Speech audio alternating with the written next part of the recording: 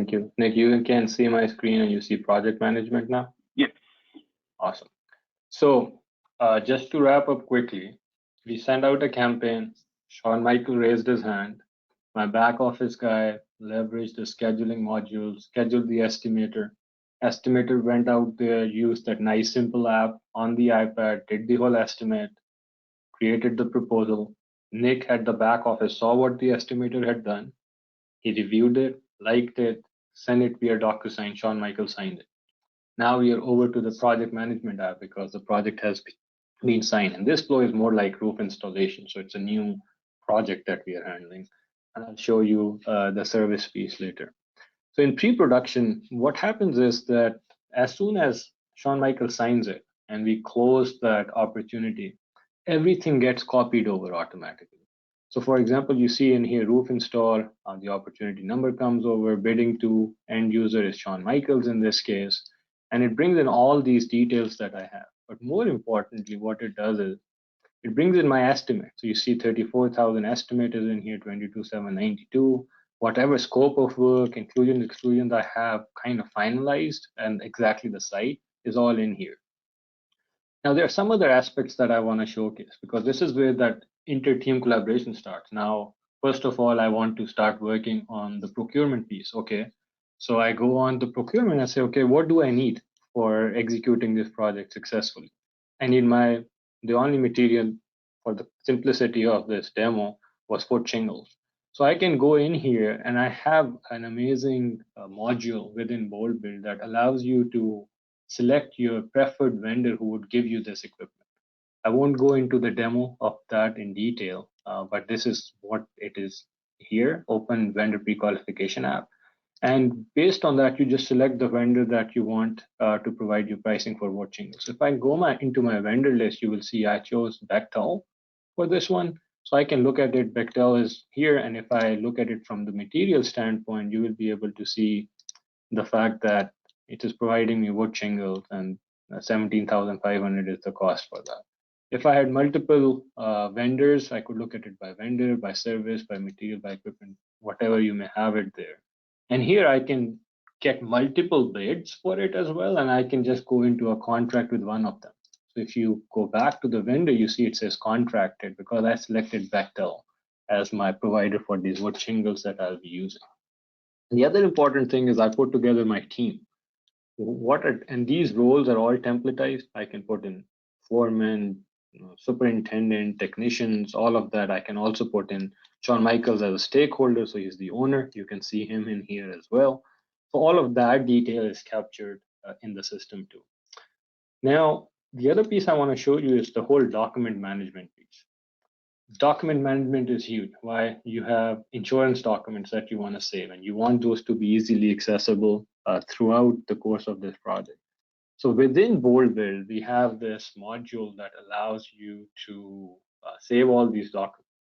And you can have all these folders templatized and created. So for example, you see I have an insurance folder. All the insurance documents would go in here. All the documents that BoldBuild generates automatically, like the proposal, they are also saved automatically in the right folder. So you don't have to go search for it. If you are dealing with RFIs and submittals, the RFIs and submittals are automatically generated in the system and they live in the right folders as well. So each one of these is a folder. If you have shop drawings, if you have other additional information that you have, all of that can stay in here. It's just a matter of clicking it, dragging and dropping it, or uploading it in here. And all of this is version controlled, so you can have changes to it. The advantage is, and it's a big pain point in the industry, you won't have 5 versions of the same document. You would have one consolidated place within BoldBuild where you're storing all of these documents. So it kind of eliminates that visibility for everybody into the project. Then the second piece is collaboration. Because you have a team here, you want to be able to communicate. So I have the estimator as Mahmoud. I have Nick. Now myself, I'm acting as a project manager on this project. So you can hit this collaborate button. And as soon as you do that, you see I have Teams integration. So I have it open here. I'm going to just bring it up in here. And you can see that the whole project I have, it is kind of already within my teams. So I can start conversation here. Let's say if I go to the team, if I go to procurement, I can start asking Nick that, I'm working on it, Nick. I want you to, so I tag Nick and I say, I am picking Bechtel for material. So I can quickly collaborate. Nick can comment back on this and say, oh, I'm okay with that. I'm not okay with that, whatever he wants to put in here. But the whole bold build piece now is within Teams to facilitate with the collaboration across that. So that is another piece that is huge from the collaboration standpoint. We talked about the pain point. Tell me it sounds good. Thank you, Nick. So we can collaborate effectively and we can start working on this.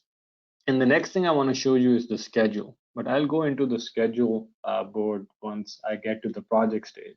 So what happens here is that in pre-production, you might have additional visits, you might have additional tasks. Yes, you have a scheduler, you can go in here and then you can create tasks that you want to do as part of pre-production. I will cover this module on the project execution side, but if I go into the contract in here, once I feel comfortable, I just say I want to generate a project for this. So I'm in pre-production, and from there I go into production. And I've already done that, of course, for this demo. So you can see that from this pre-production stage, I generated a contract, and then I generated this project. So now what I'm doing is I'm shifting from pre-construction, or we call it pre-construction to keep it generic, pre-production stage onto the project stage. I'm going to click on this. And now I end up on my actual project where I'm going to go through the execution of this. So you see the screens look very familiar, same, and that is on purpose. That is so that you don't have to be trained twice, because in some of the organizations, the same person is leading through pre-production and production. But what I want to focus on now is I want to click on this schedule, and I want to showcase to you as to what happens now. So I have this very nice and easy to use project scheduler. If you want to create new task, all you do is you click new and it adds a task in here. I can say this is a test. I can put in the timeline for this. So for example, you can see I can go and I can say this is a 5-day task. It automatically calculates all of those. I can add in a resource as to who I want assigned in here. And what happens is that these tasks are automatically being assigned to the team that I had. So I showed you that there was a team section where I specify the people who are working on this project. So I can select any of them and I can assign them this. I can move it up and down. It's nice and easy. So this is my complete project plan for executing this roof installation. What I want to showcase to you next is I want to showcase to you what the experience is like for the project manager as the project manager works with the person on the field who will actually execute on this project.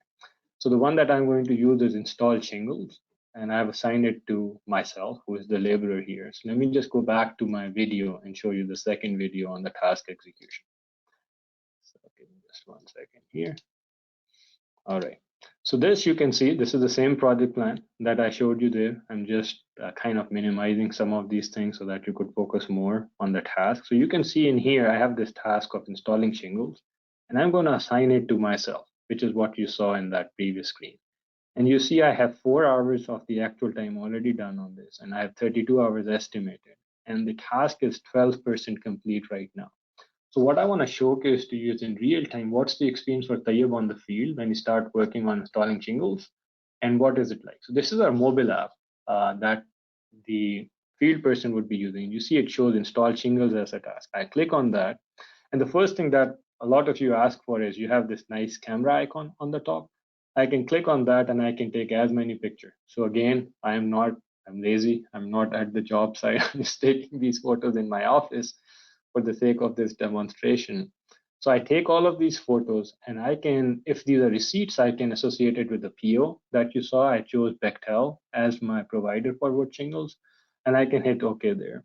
Then the next thing I want to do is I want to put in the time. So I go in here, it's very easy. You see, I click on start time, I click on end time, and then I specify that, okay, I worked on this for 9 hours, 9 to 6. So it shows me 9 hours, I hit create. It takes a little bit of time, it saves that information, and a new task service has been added. Okay. Now what I want to show you that I have done 9 hours and it's still in progress. I'm going to showcase to you what happens for the backend project manager. So I say it's this 9 hours have been completed for the day. but I still not clicked this checkbox to complete the task. Now let me go back to the proposal, and you saw that it was 12% before and 4 hours, and now it has changed to 13 hours here and 41% on installed shingles. So it kind of added those 9 hours in there. It enhanced the progress on that. And I know that I still have work to be done in here. So I'm going to show you again. I refresh in here. It refreshes this. I'm going to go to install shingles again as a task. And I'm there for the second day. And I want to show you how I can quickly complete that task. So I click on that. And this time around, I'll just click on plus again. So I could put in my time. And I start early at say 7 a.m. And I want to end this task at I don't know 11 p.m. or something like that, and I hit OK here, and I hit create again. So I hit OK. Now it's showing me both of these. I can mark both of these as completed, but what I'm going to do this time is, in addition to marking this one service activity as complete, I'm going to hit this check off, and I'm going to say this whole activity of installing shingles is complete.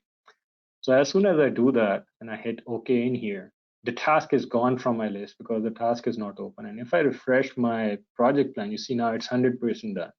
You see how it is tracking? It was a 32-hour estimated, and it's green because I did it in less time. You see here, if I did it in more time, it would be 100% red. So that is kind of showcasing to you that if I complete a task, which I go over, then although it's showing me 100%, it is keeping it as red, but this one it is keeping it as green because I did it under budgeted time at least. So this is the second piece that I wanted to showcase, and kind of the whole thing applies to the details that you can imagine in here. So I'm going to now minimize this project plan. So I showed you how I assigned very easy to use project scheduler, assign a task. They have a very nice and easy app to use. We have put in so much effort in just the user experience. There's so many different apps, but it's so difficult to just add in their time. But you see a nice little task that has been assigned to you. You put in your time and you can mark the service as completed, or you can say I'm done with the whole task, and it reflects everything in real time in here.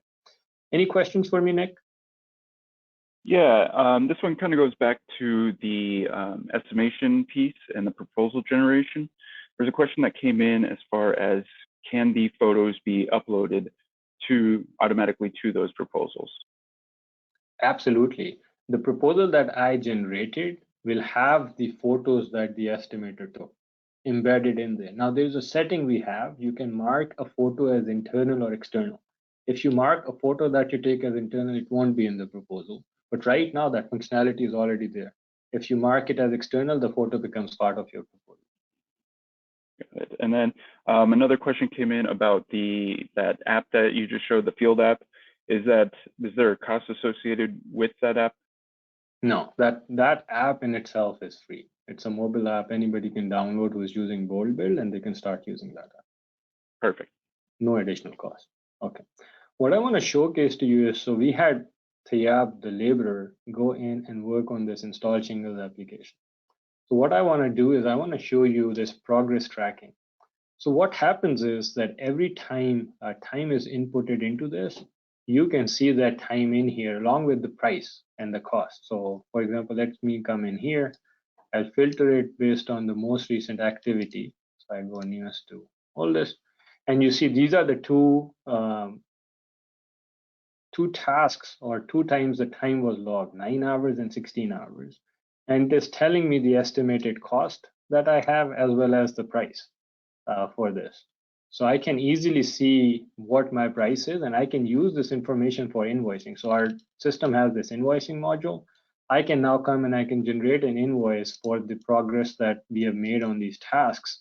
And then we can send that invoice over. So the 16 and 9 hours, I can have this total reflect in my invoice. I can go in here, I can click on plus new invoice, and it will bring in that time that has not been billed, and I can send it to the customer.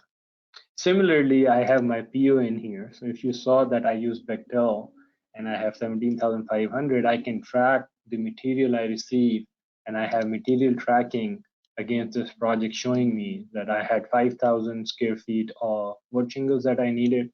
I ordered this. This is the estimated blue. I ordered 5,000. I have not received all of them. I've received 2,998, and I've just used two. So again, this is just for the sake of demo. But since I'm done with the task, I should have used all of them. But based on this, you can have the receipts. You remember I took those photos, and you can use that for your bill that you generate for the customer and the invoice that you would receive from your material provider as well. So that kind of is what I wanted to cover on the project execution side of things. Before I move on to the service side, I just want to share quickly here that we also have obviously a complete insights module. So we have dashboards, amazing dashboard. So I can, for example, go in here into my project management dashboard, and I can see at any given point in time as an executive how the projects are being executed. So it is telling me for all these 40 projects against 25 customers, what's the total revenue, what's the actual cost against it, what the work is being done. And I can very easily, quickly filter down from here. So for example, we are working on Shawn Michaels, right? So I can say, okay, show me a roof install project for Shawn Michaels. I click on that, and now it's only showing me Shawn Michaels in here. So it's telling me that same information. Revenue was this much, total actual cost for us is this, actual work that has been done is this much. I can go down in here and I can see all the details in here at the line level. So I can even see, okay, this is the project. I can see the time that has been put in against this, the purchase order against it. So all the information that you need as a project manager is available, and you have different views. So I can look at it by stage. I can look at it from project manager standpoint, from the customer standpoint, change the timeline. All that information is there, but this is not just internal. We have a portal as well that your contractors can use, and I can click on subcontractor in here. Your subcontractors will be able to go in, and you can track their progress as well if you have some. But this project, I didn't have any subcontractor, but I have Bechtel providing some services on some of the other projects, so I see them in here as well.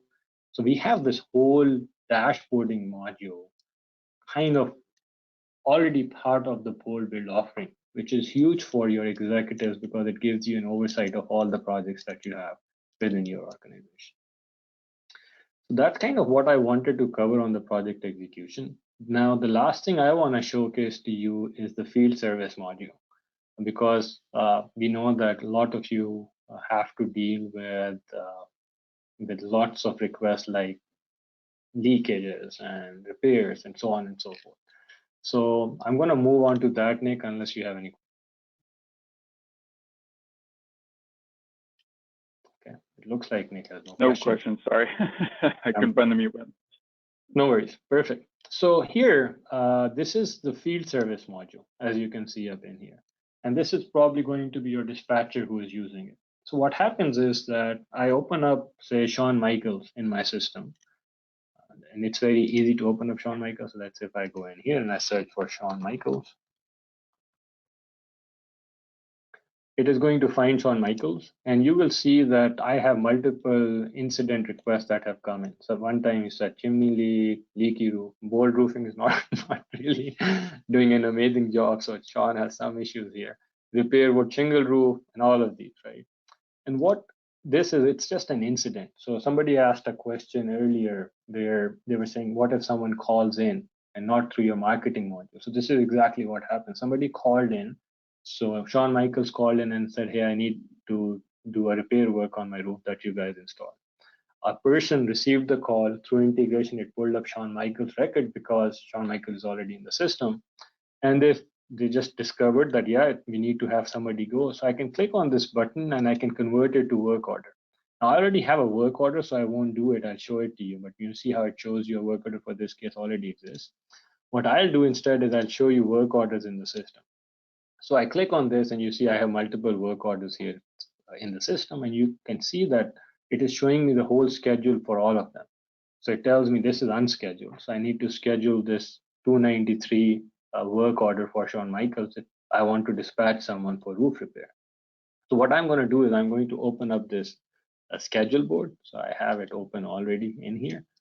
So this is my schedule board, and I go to my unscheduled work orders in here, and I click on this first one. And you see how it's really cool. It tells me on the map where Shawn Michaels' site location is. And I can pick from these 4 technicians that I have, anyone, so that I could assign it to them. So I pick myself, and I'm picking myself because then I can show you how the field guy will actually be able to go and work on this. So I say, okay, I want to book this guy. So I'll book him for this. It's going to create a booking for this work order. And I have complete capability in this system. It's very, very extensive. I can have the schedules for these guys. I can have their drive time, their start location, their end location. All of those details I can have in the system. I'm going to just zoom in a little bit in here to show you. So, for example, this is the new work order that has been scheduled.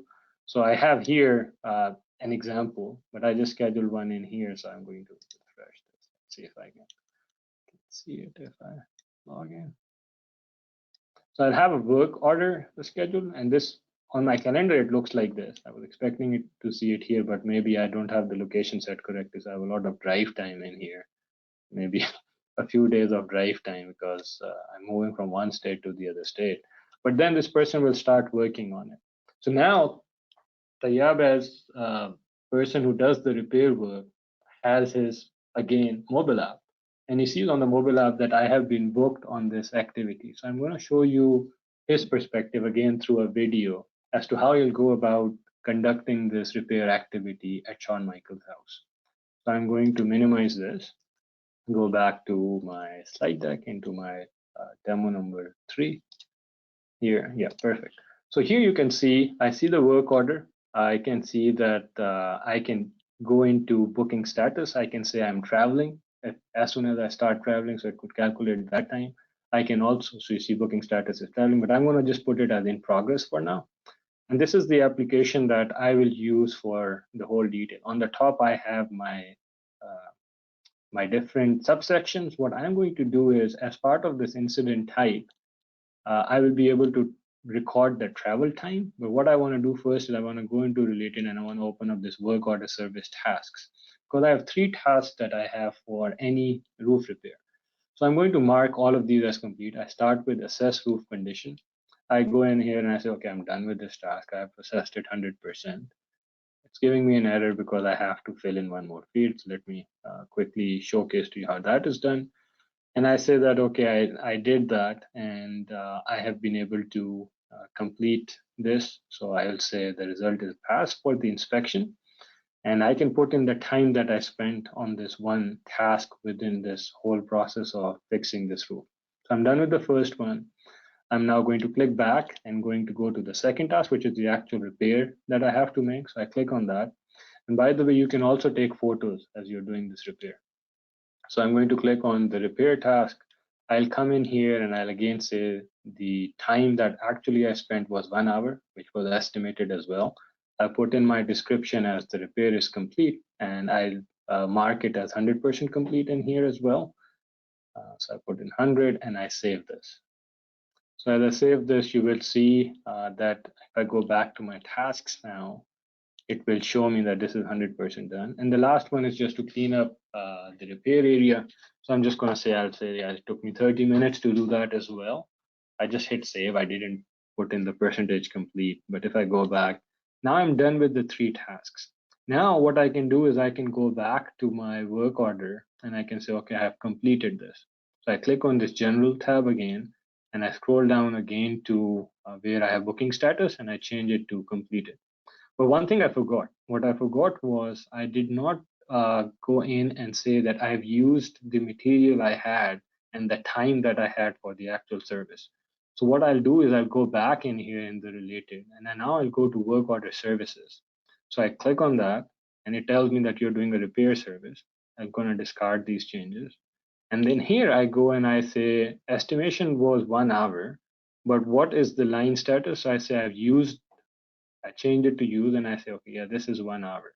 Why did I do that? I do that because now my system will automatically know what to invoice this customer. So with that, it tells me that you had $95 per hour. So you've used 1 hour, so it should be $95. I save it. And now I'll go back to the work order and I'll say I'm done with this work order. So I'll mark it as complete. So I come in here and I say that my A work order has been completed. So I click on this and I save this. So now my expectation obviously is that if I go back into, again, the dispatcher should be able to see that I'm done. And as a field person, I should be able to go back to my calendar and I'll have the next work order in line and I can just go and start working on that next work order. So again, a very nice, easy to use application with a nice calendar view that I can use for getting my work done. So I wanted to showcase this to you, but again, like I showed you invoice for the project piece, I want to show you that as I'm working here, as soon as I come to a work order and I change the status to posted, by default it is completed when the field person completes it. But at the back office, I change it to posted, the system automatically generates an invoice. So if I go in here, it will generate an invoice, and the invoice will have all the details of the line items and or whatever you can think of here. So for example, you can see here I have the invoice, it's the repair material as well as the time. So you can see $95, 190. It's adding tax in here as well. So it's showing $98. All of those details can then be sent out. So this was the field repair demo. And that kind of concludes the demos that I wanted to showcase to you. So I want to really quickly summarize what we covered. So we covered the sales piece. Then we went to the pre-production. And in the pre-production, I showed you how easily I can manage procurement and I can do RFI submittals. Then I went into project execution, and hopefully you were able to take away from that the ease of that project scheduler and how easily the person was able to put in their time against the tasks I had. And then I showed you the field service piece, which is kind of more of a repair request. And you have a whole nice dispatcher with the map, and you can dispatch people and they can start working on those tasks.